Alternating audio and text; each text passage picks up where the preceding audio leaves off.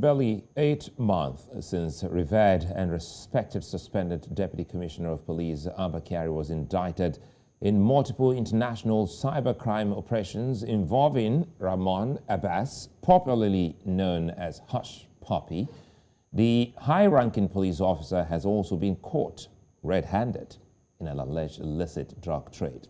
In a highly revealing statement, Nigeria's anti-narcotics agency, the Drugs Law Enforcement Agency, explained Kyari's primary involvement in a drug cartel that operates between Nigeria, Ethiopia, and Brazil.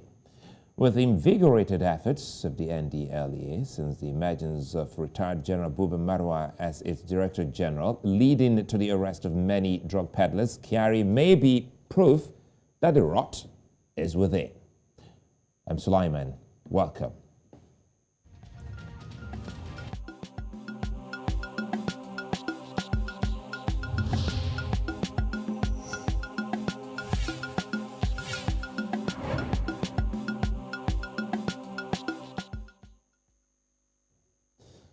DCP Abba Kyari used to be one of those few police officers that brought hope to many Nigerians. With a history of competence and an ability to find and arrest the most hardened criminals in the country, he was widely revered.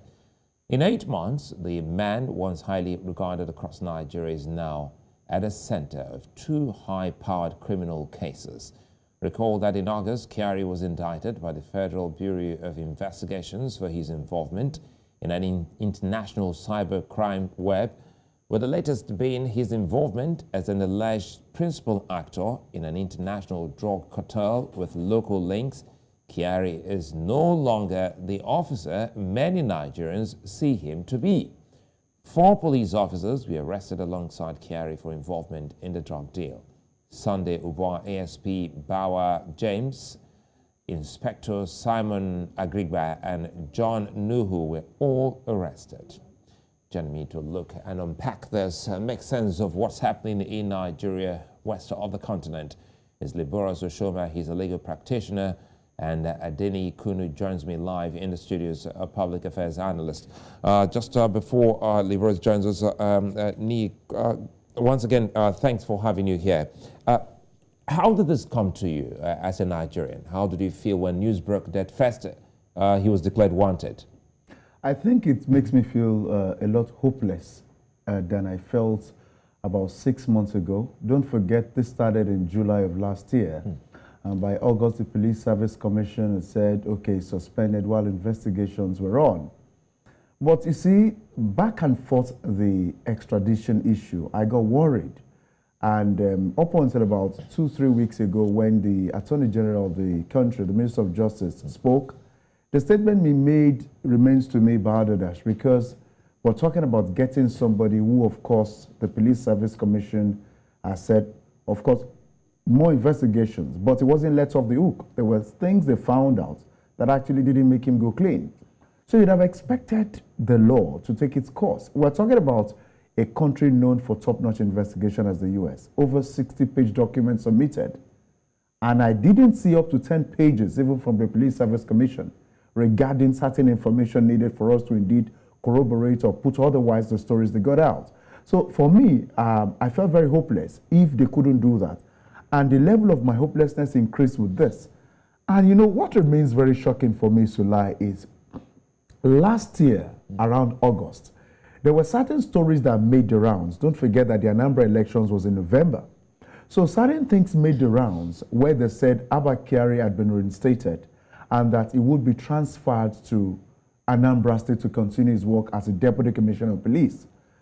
Frank Kumba, I remember very clearly, according to certain reports, did not respond. Frank Kumba, that was the former spokesperson yes, of the Nigerian police. Yes, of course. He did not respond to certain calls made to him to confirm. But we got a report from the police that debunked the story. Now we're talking about a man found at the center of an issue. So the question would be, a suspended man still appears to be involved in issues of investigation. If it's in a country where sanity prevails, Usman Alkali Baba would have been sacked immediately, because only today we learned he disbanded certain investigation units of the Nigeria police. So that's the Inspector General of Police. He should be sacked now. he should, as it were, have his hands on such issue because he leads the Nigeria Police Force. So for an Abba Kyari to still be involved in official issues doesn't quite explain why a man who is suspended is still involved in official issues. And don't forget, that means there's certain levels of salt added to the story of August last year that he'd been reinstated. Because if he hadn't been reinstated, we wouldn't have this happen. Then at the same time, this calls for us to check if at all, since it's because I know that if you're suspended, you get half your salary. We need to also probe, have they been paying him if indeed he's been on suspension? It's a very dirty thing to lie, and I don't feel really, really happy about this. Well, again, before we, okay, now we're digging deep.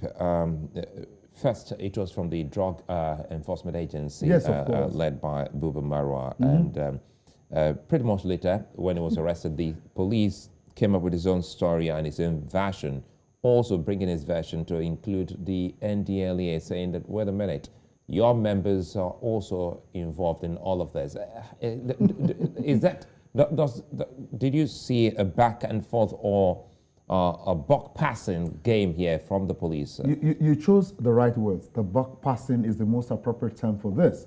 And it also shows an equal level of irresponsibility. In the first place, the police should really keep quiet in this because it's shameful. It's on them, really. So there's no need for this buck passing. The core person at the center of this mess is Abba Kyari, and for others. I'm saying very clearly here that it's not time for the police to say, your men were also involved. It's time for the police to indeed keep their mouths quiet and say, this is shameful. This man was involved with a fraudster who will soon be taken to jail. And this same man has not been extradited, obviously because we feel that certain laws regarding extradition has not worked as it should work. Because, for instance, if you are to be extradited to lie, that means you have to finish certain sentences. So the investigation regarding this man will be completed even if it took 20 years. And maybe that by that time, yes, if you're talking about our extradition law here, if a man like Abba Kyari, if they don't finish with whatever it is they are doing, which to me may not finish in the next 2-3 years, I tell you, Sulaiman, nobody's going to take him out of this country, and that even comes when the Minister of Justice put pen to paper regarding getting him out of the country. It then means that Abba Kyari may not see the Atlantic Ocean or go across it because of the current situation. So I need to say this. The NDLEA mentioned, especially what Femi said, and I quote him, that they are aware of the threats to people. That simply means when certain official documentations were put forward for them to actually either release or arrest these persons, there were threats made to the life of people. So I need to tell you, it also shows the kind of intergovernmental relationship that we have. And if at all there's anything going on, we indeed have to talk about it from the angle of the law prevailing here. So like, this is shameful. And if you look at it, every member of Nigeria Police Force or security operatives that form the crop of those that are part of the international police, so like they're in problem now. Because if we talk about Interpol has Nigeria as a country working in relationship with it. So Interpol now will be working suspiciously with anything emanating from Nigeria. Don't also forget, Sulaiman, over 8 months ago, we should have had a trial of 400 people that are helping to launder money for Boko Haram. It's a related issue. Okay, I'll come back there. Yes, let me quickly go to Liborous Oshoma, a legal practitioner. Liborous, good to see you, and thanks for your time. This is one issue many Nigerians are really troubled, about, because they say it's more or less like an indictment on the entire police force. First, how did this news, come to you? It didn't come to me as a surprise. I deal with police cases almost regularly, so it didn't come to me as a surprise. That is for those that do not know, that will be shocked that police tamper in Nigeria, police tamper with SDP. The case of Evans even alleged that a lot of things were carted away from his house. You remember Al-Mustafa when he was during the Okuta panel, and then when he was standing trial, he said about 11 Ghana must go of books, videos, and other materials were carted away from his house. and that he requested the defense chief then, Alamin Dagash, to hand over those materials to the investigating authority. And today, nothing happened with them. So it is not today that Nigerian police is tampering SEs. Just that, unfortunately, somebody's caught, and so we're all acting surprised as if, yes, we're shocked. We've seen, remember the case of Umana, the policeman that invaded Umana's house. That was as far back as was in 1992. You remember the case of Clanwell, the policemen that invaded those houses that a lot of money were found. How much of this money eventually got to the police station as a exhibit? How about what do you call it? Some of those houses that are raided and they say they found a huge stack of cash and naira and pound sterling and dollars. How many do you think eventually find its way to the police station as exhibit?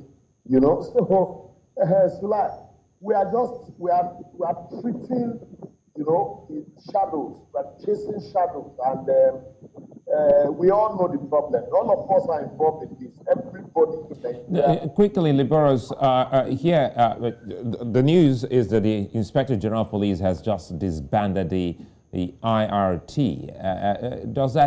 Is that indicative of an indictment on the entire, police unit? I said something here just now. This is not novel. It is not the first time that the police is disbanding.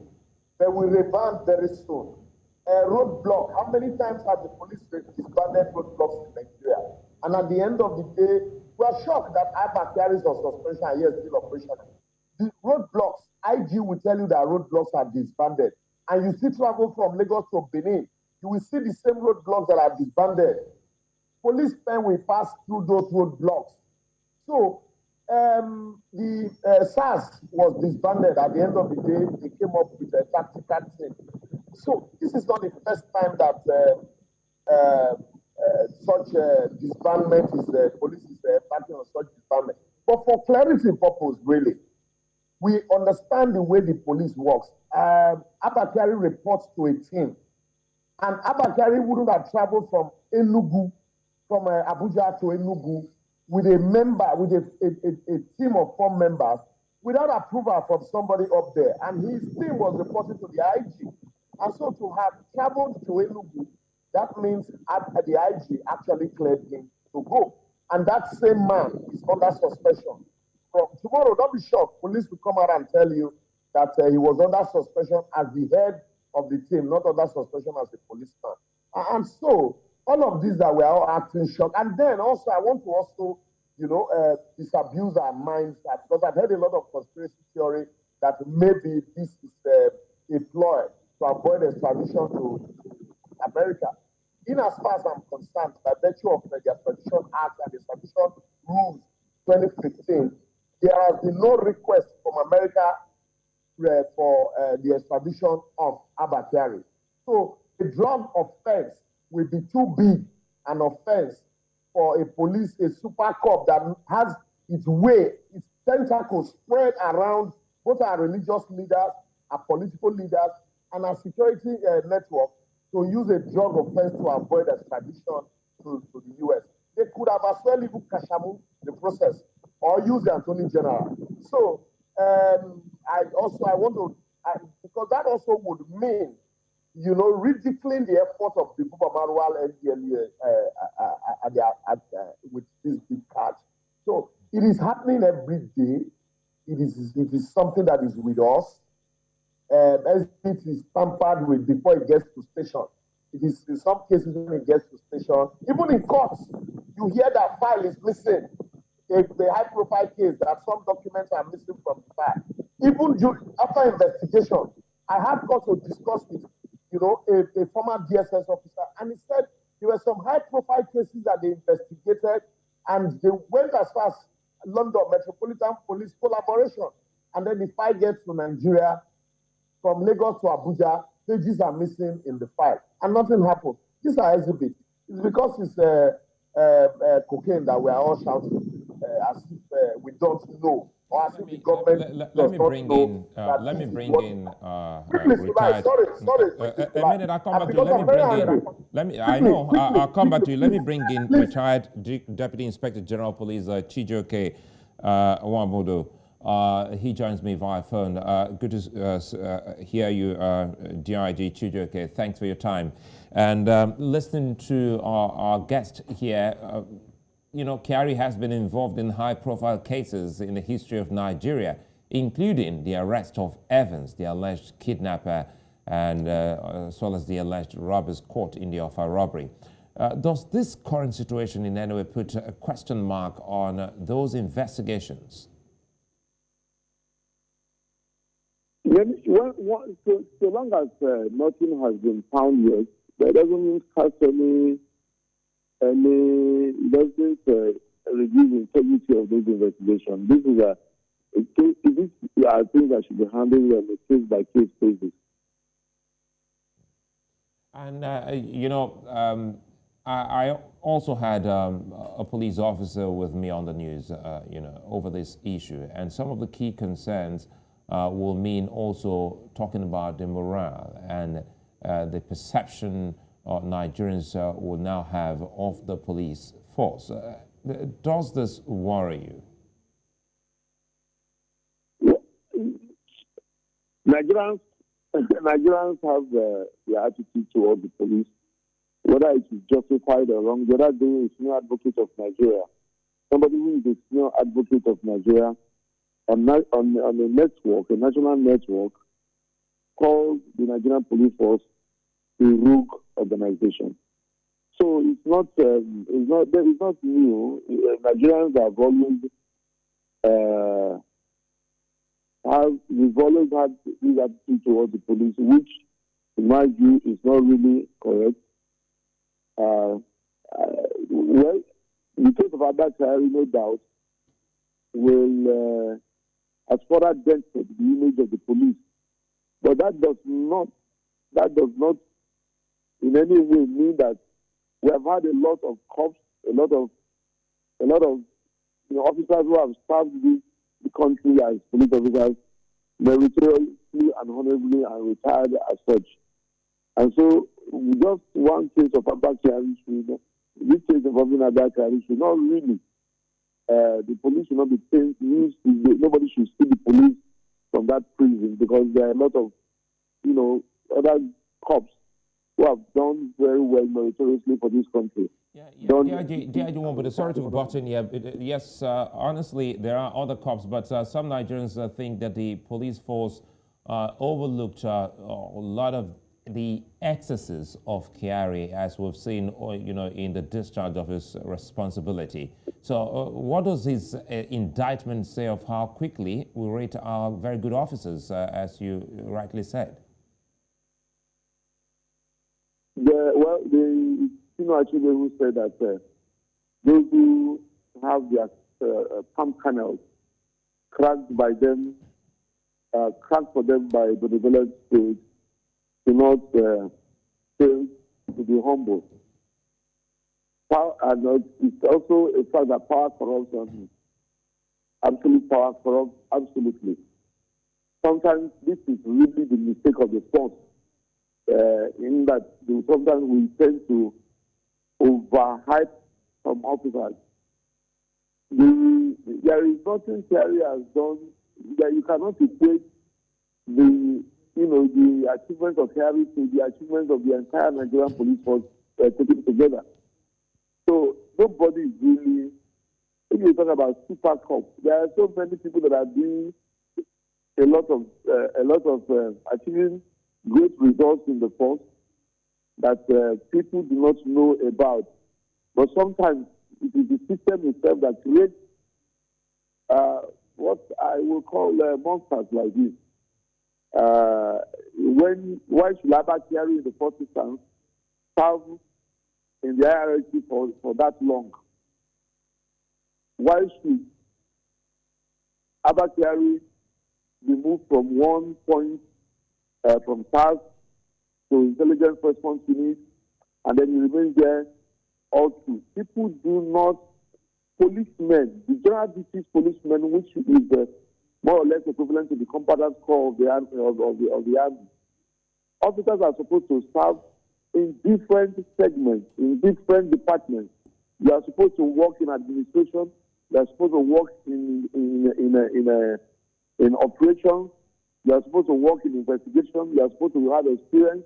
Even bringing up junior officers by lecturing in police training institutions. But sometimes we just pick one officer and then make that they fire such an officer and make him look like he's the only one that is working in the Nigerian police force. It is a fault of the system, no doubt.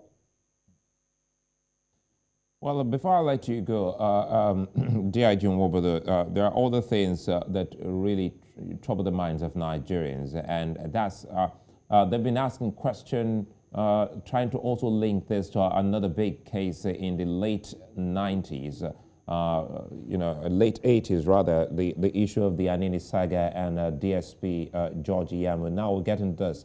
When issues like this come up and a police officer, a professional police officer, is being fingered to have some dalliance with criminals or criminal gang. How can such, a very, serious matter be addressed in a nation like Nigeria? Can you say again? Repeat the question. This is not the first time a notable police officer has been fingered or accused of having some kind of relationship with criminals. And isn't there a need for the force to start addressing some of the key things that will ultimately help in giving the police, a better perception, as, highlighted by you?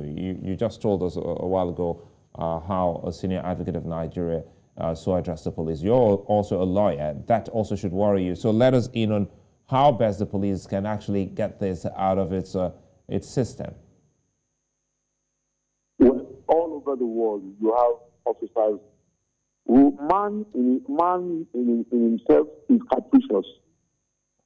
And that is why you have the rule of law.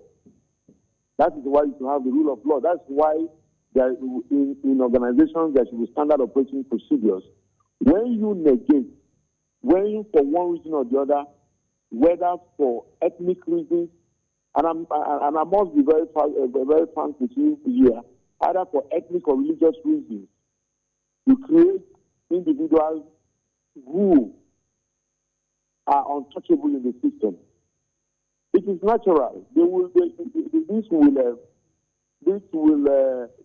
have a tendency of going overboard or overreaching, But we have systems that have been laid down. An officer should not work in any special unit more than 3 years. Take the police mobile force, for example. The police mobile force is a striking unit of the police. And people who are supposed to serve there are supposed to be young individuals, young policemen who are still agile. But you find some people, when they work in a particular squadron for 3 years, they move to another squadron for another 3 years, then they retain another squadron. And so you cannot be more correct. I think it's time the force actually starts speaking by its own guidelines in terms of posting, in terms of deployment, in terms of training and other things. We have a standard operating procedures. We have rules and regulations, even in deployment. One of the criteria for deploying officers when I joined the force years ago is that an officer is often posted either to deploy the experience he has garnered in an area for that particular posting, or perhaps that officer has the potential and they want to expose him to garner experience in that particular area. These days, these things no longer happen. We must be very factual with ourselves. I think part of, when we talk about police reform, all sorts of human beings, all people who claim authority and claim to know, will come over national network and tell us stories. But you do not even get to hear from the officers who have served in the force, either who have served and retired or those who are still serving. And so we continue to have this problem in the police force. We have to do things by rules, by regulation, by law, because, like I said earlier on, man is capricious. Every man. If you allow people, you create them, you deify them, you make them, you create, the police force itself created the monster called Abba Kyari. Well, I think it's a fine place for us to leave it. Many thanks, retired DIG Chijioke Nwobodo, for unpacking that and also giving a sense of how the police and the country can arrest this situation. Many thanks.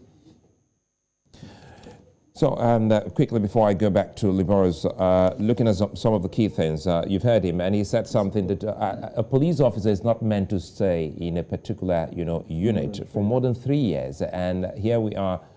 We've seen a lot of Abba Kyari is also a part of that system that saw him, stay, more than that. And he's also said something about the team, that as police officers, they work as a team. But when you now single out an individual and make it look as if, yes, he's the only one doing the job, then we run into such kind of problems. Well, I don't think that those are the major concerns. I can overlook that aspect where they talked about if it is only one person you're giving all the glory to and the others are looking.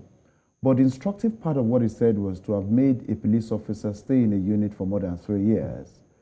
The person suddenly finds out that he or she becomes the behemoth that cannot actually be thrown out. Don't forget, there was also something Liborous talked about, and those were the previous things that happened before now. It was involved in the arrest of Evans, Nwamadike, and what were the things they talked about? Many of the cameras there got missing, that if they produced it, they'll really look at what happened. In fact, some of the video footage we saw shows that they already tampered with certain things in the house, especially when you went to arrest such a kingpin. I think that it's important now for us to begin to learn what is going on. This is a smear on the president because the police are an integral part. The police officers in question are an integral part of the executive arm of government. And President So it falls within the presidency? Oh, most definitely. This is a pure President Muhammadu Buhari responsibility because the implementation of all of the laws and policies of the executive arm gets carried out by the police alongside many others. So I have to say that the president has a lot to do in this regard. Do not also forget that there were issues regarding the appointment of the man who is there now because they felt some top officers who should take over should be there. And quite frankly, it is my opinion. It could not be accepted by others. I do not think Mr. Usman Alkali Baba has the color and the charisma of it. He has the requisite qualifications to become the IG according to the appointment of the president.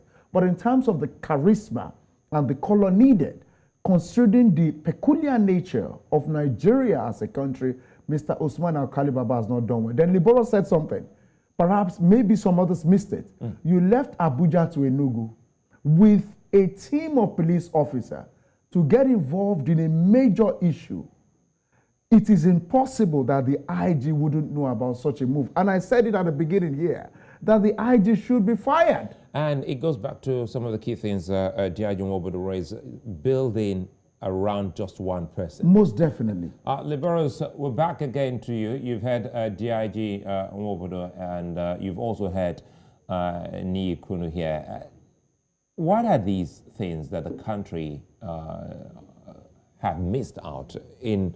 The appointment, I hope you can hear me, first in the appointment of the Inspector General of Police, and also the excuse or the explanation coming from the police quarters saying that, wait a minute, we also have it on records that the Drug Enforcement Agency's staff members are also involved in this whole deal.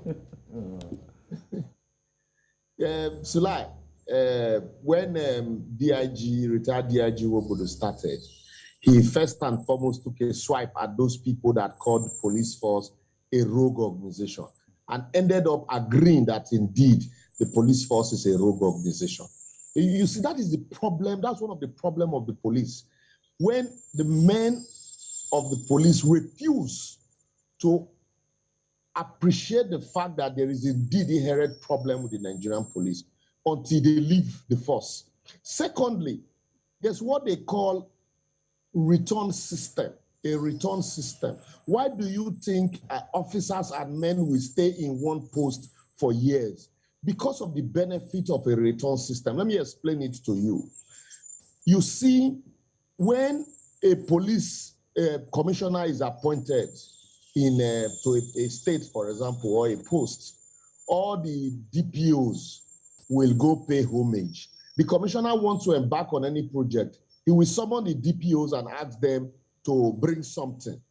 Yet, impressed are not sent to this DPO to manage their divisional police offices. Where do you expect them to get money from? That they will pay the commissioner or pay the... The DPOs are levied? Yes.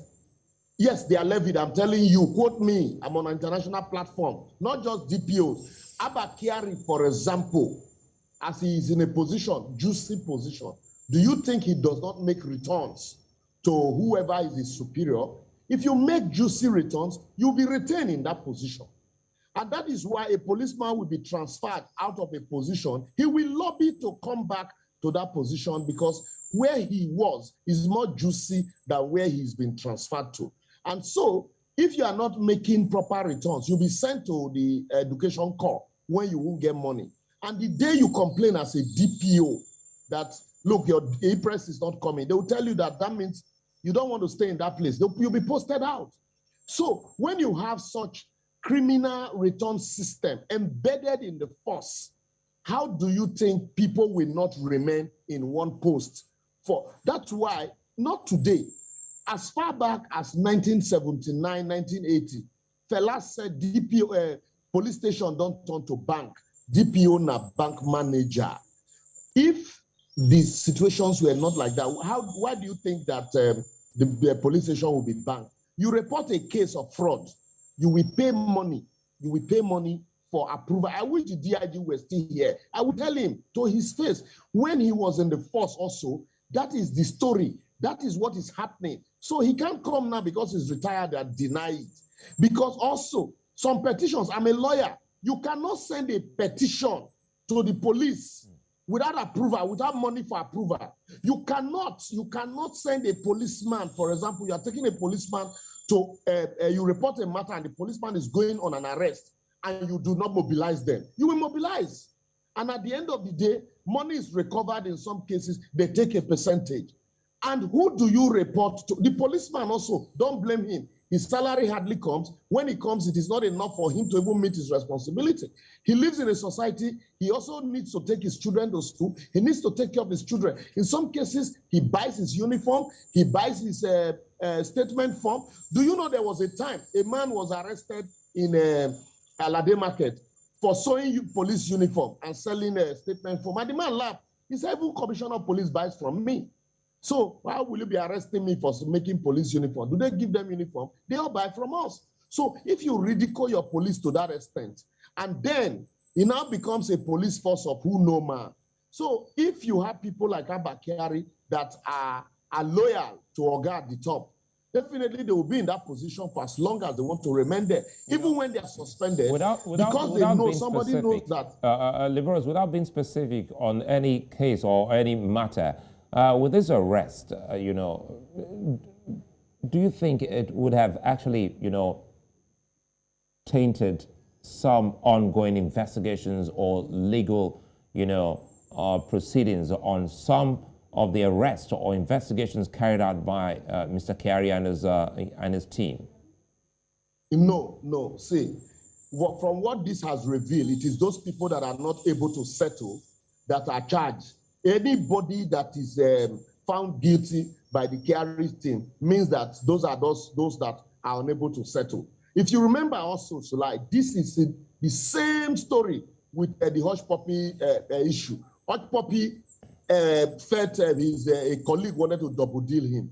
And he called the Super Cop and said, look, I need you to help me deal with a colleague that wants to double deal me. In this same drug case, a criminal that wants to double deal his own gang or another gang called Abba Kyari and said, look, there is a cargo that is coming in from Brazil via Ethiopia. So I need you to track these people. And they tracked them. He collected them from the exhibit, gave the informant 7 kg of the drug. They kept 8 kg for themselves, and then replaced it with dummy. So what it means is that apart from, maybe tampering with exhibits, those people that have been indicted by the team probably are those people who are unable to settle. If you're able to settle, you can even be replaced with some other persons and you walk away free.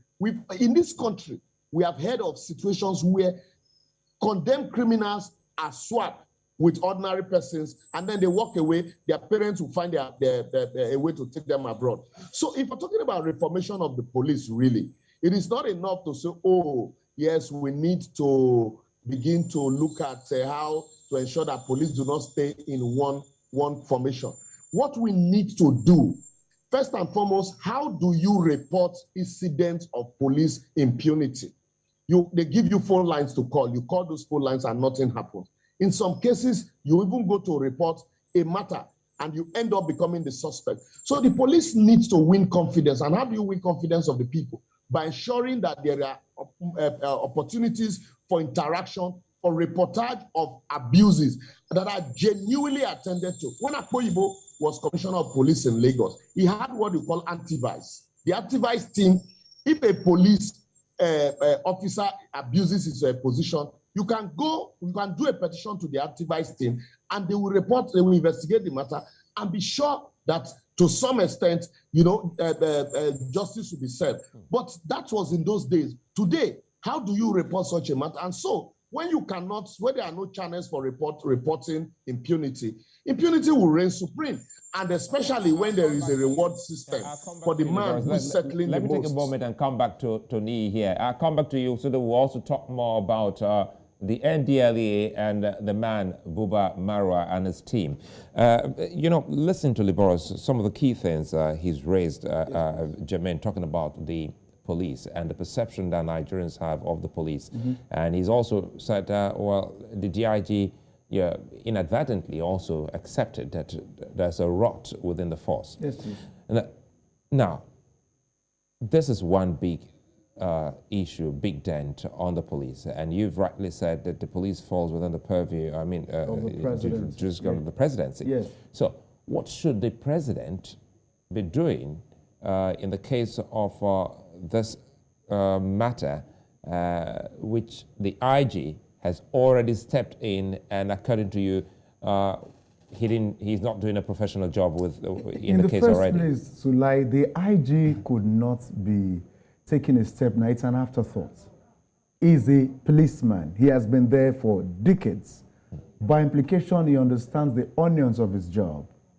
The man who was suspended should have had a replacement who is announced, who perhaps must have been announced rather, and who now takes over such operations.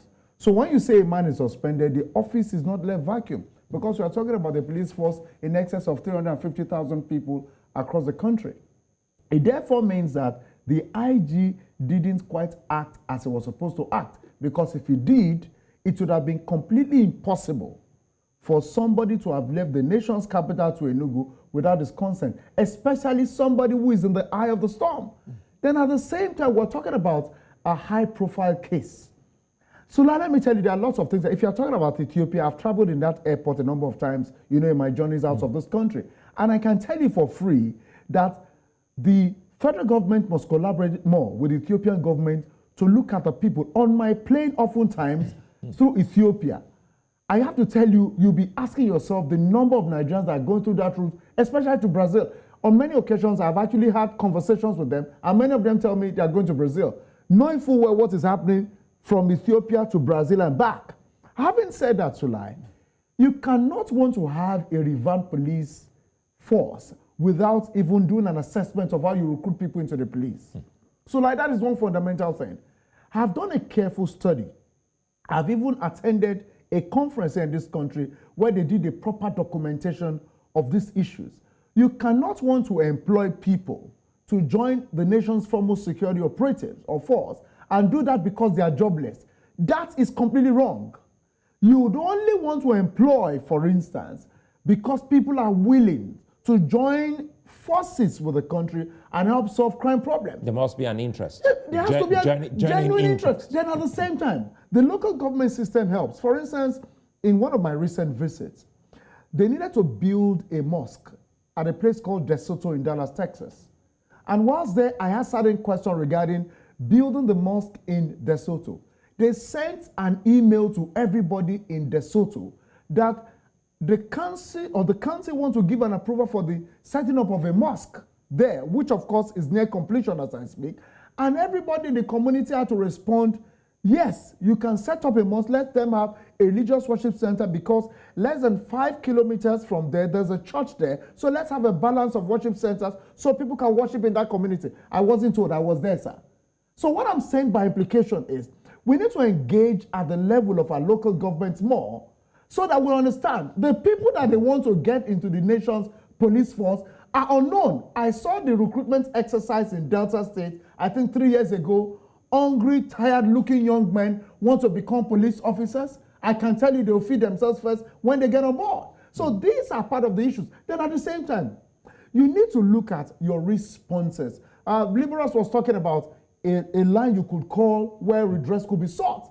I can tell you many government agencies are not doing so. Have related and worked with the police as somebody within the sector you're aware of. And I can tell you some of these things done, they do it with their money. I have on my phone numbers of police officers that have been buying their uniforms for 15 years and boots for 15 years to 20. They have been buying it. The first one they got was gotten by them, and afterwards they continue to buy. By implication, we cannot have a cohesive, a properly related, or a police force that you are relating with properly in the absence of this thing. So, I need to say there's a whole lot of work. And if we start... And quickly, before I go to Liborous, yes, quickly, the Police Service Commission is actually headed by, usually, yes, headed by retired Inspector General of Police. Yes, sir. If that is the case, and they still don't understand the rot, the problem within the police that they now superintend over, then who should help the police? This is it. I think that we have to do a proper review of the Constitution in terms of how the IG is appointed, because allegiance is divided. Now, if you check the Constitution, all police officers, their promotion is subjected to the Police Service Commission, except, of course, the IG, whose appointment comes solely from the president, the same way he appoints all other security chiefs. And I think that we need to review how the IG is, in fact, appointed. It doesn't have to be the verdict of the president. It is believed that those who are the administrators of the Police Service Commission are more or less the intelligentsia of the police because of their wealth of experience in life. And I believe very strongly that if that must happen, the fundamental thing to do is to resort to them. The predecessor of the current police helmsman had lots of problems with the Police Service Commission to the extent that they went to court over the recruitment of about 10,000 police officers. Up until now, that issue had not been addressed properly. The president will approve recruitment. The Police Service Commission, according to law, should oversee such recruitment. But eventually, we have the IG take over that. So I think that there's a confusion and improper orderliness in terms of where the allegiance of anybody is. The Constitution is first. The Police Service Commission is another. This is to ensure checks and balances. But in the absence of that, the IG feels, I wasn't appointed by you people. I got approval from the lawmakers at the Federal Assembly. So why then do I do your bidding? This must be reviewed, Sulaiman. Well, Liborous, we'll come back to you.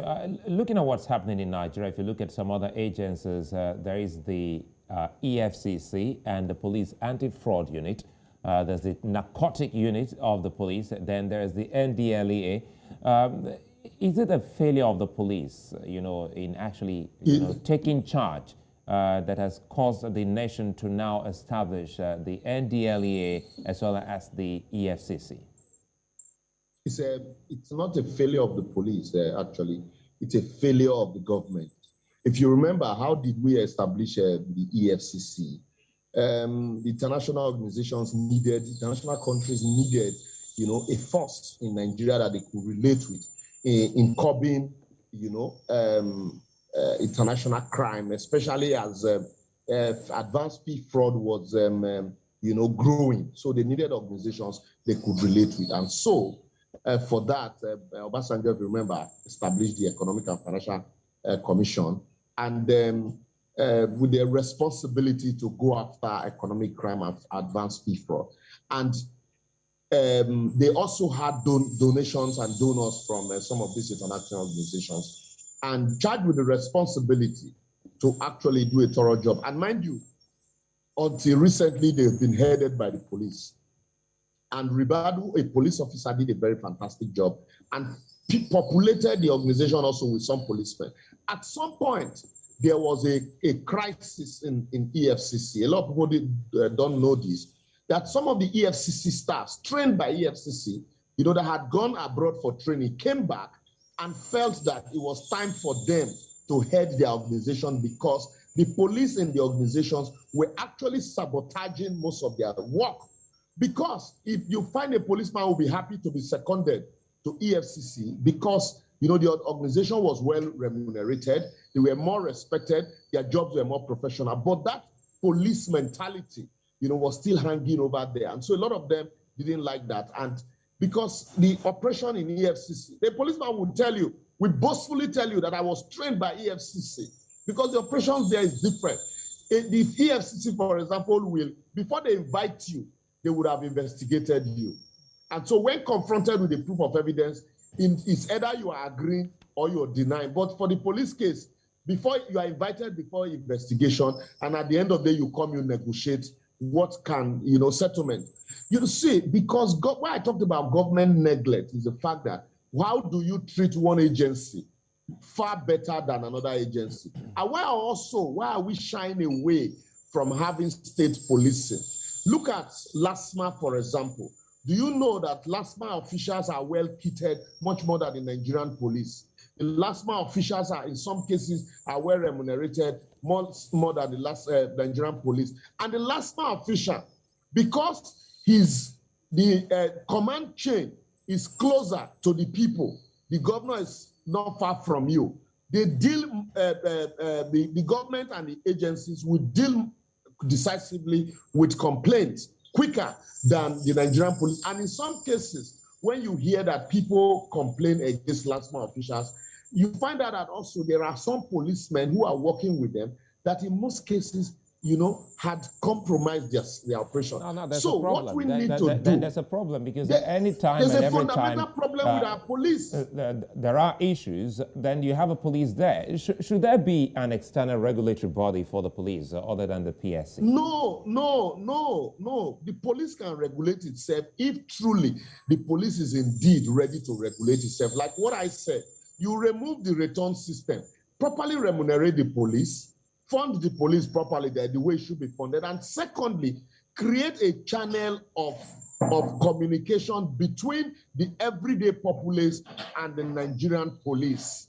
I applied to join the Metropolitan Police in London, and if you see the form that I was given to, a very high form, and they needed to know everything about me up to my great-great-grandparents, because according to them, it's a civil force.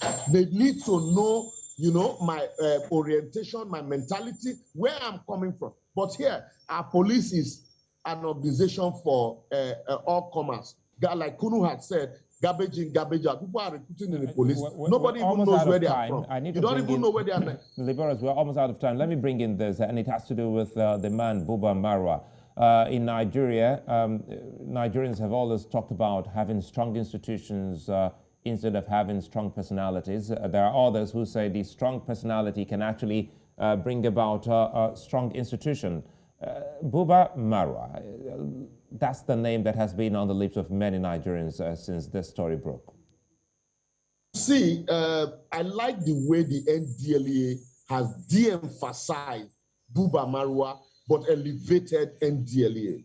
When Buba Marwa was governor, military administrator in Lagos State, we saw what he did. It's visible to the blind and audible to the deaf. And since he became the NDLEA chairman, he has taken decisive steps to re-establish, the mandate of the NDLEA. that does not mean that there are no corrupt people in NDLA. As the same way you have corrupt people in police, we are all corrupt in Nigeria, all of us. And so there are, but definitely, gradually, you see them taking steps to reposition the NDLA. And now they are discussing, they're talking about NDLA, and not Buba Marwa. And I like that fact. Unlike politicians, you hear, oh, amiable governor, amiable president, oh, the amiable councillor that made this possible. Even from the narrative of the NDLA, Buba Marwa was not mentioned. But these are the kind of leaders that we should be elevating in Nigeria. These are the kind of people who can actually influence reformation in organization. We saw that in the late Professor Dora Akunyili, and we're seeing that in Buba Marwa. These things should be encouraged. People like this should be encouraged. And also, the moment I also want NDLA not just to gloss over those allegations of the police. They should also ensure that if their officers are not on sting operation, they also should be punished, so that will send strong signal to would-be officers that would want to compromise the process. With that, it will show that NDLA is truly ready to first and foremost do a self-cleansing before you now begin to take on another agency. Thank you. Well, I think let's close with you on this, the NDLA under Buba Marwa. Yes, I think that it's a reflection of what he has done. It took only Alexander the Great to fight those wars that were memorable. Don't forget, it took certain number of people to move Nigeria from the military era, of course, to the civilian era in the Fourth Republic. And Abdul Salam Abubakar would always recall as a man who midwife that process. It usually would take certain individuals who have capacity and are determined. Don't forget it took Babatunde Raje Fashola to do certain revamping in Lagos. Strong institutions are very important, but you also need individuals with strong character to be able to move that particular institution from where it was to where it is. It took Dora Akunyili to actually move the drug law enforcement agency, NAFDAC, I beg your pardon, to where it was to where it eventually is up until the time she departed. So I think that there has to be a coalescence of strong personalities, strong individuals who really are selfless in service and are able to take institutions from where they were to where they should be. And I also believe that we can move this narrative of building strong institutions with strong individuals into the political sphere, where things are not about those politicians because they are chief servants, just as the president is the #1 servant in this country, and the people should take the precedence. So I think that coming to the realization that individuals can make a change in their selflessness to make institutions grow stronger and better, I think we can start from there, and it's going to help a lot of us. Well, Adeniyi, Kunnu, and Liborous, I'd like to thank you both, and I'm hoping that we can keep this conversation going, especially as we move towards the 2023 elections, issues on Nigeria, and on this particular drug fight is something that we'll stay on here on Village Square Africa. Many thanks to you again, Liborous Oshoma, for helping to unpack this and give some legal sense, and of course, Adeniyi, Kunnu. The war on drugs is on. As I say, be responsible. I'm Sulaiman. See you again.